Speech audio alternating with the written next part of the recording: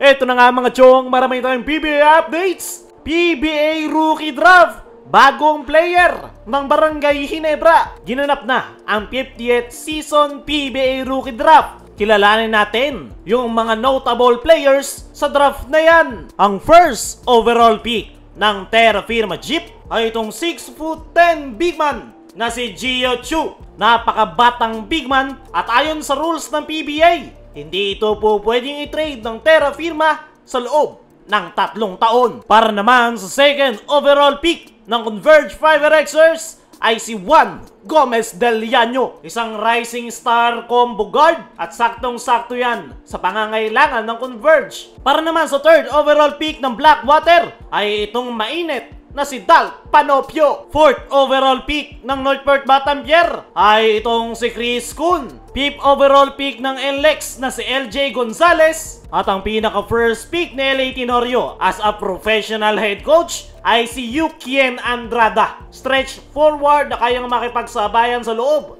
na mayroong outside shooting. Pang 7th overall pick naman ang Meralco with Jason Brickman. Nilampasan ng mga ilang kupunan dahil sa kanyang edad. 8th overall pick naman ng Phoenix, itong si Will Gozum. 9th overall pick ng San Miguel Beermen ay ang gunner na si Chris Miller. 10th overall pick ng Raynor Shine ay si Christian Manaytay. At ang pinaka-inaantay nga ng lahat ay ang 11th overall pick ng Barangay Ginebra. Nagturuan pa sila coach team at ang itinawag ni Johnny Abarrientos ay si Sunny Estil, isang stretch big man, kayang makipagsabayan sa loob ng painted area at yan nga yung big man na kailangan ngayon ng kupunan ni coach team. Sa draft combine siya ang tinanghal na most valuable player dahil sa ganda ng kanyang ipinakita, game winning shot at sa MPBL. Grabe yung pinapakita netong si Sunny Estil, napakasipag na player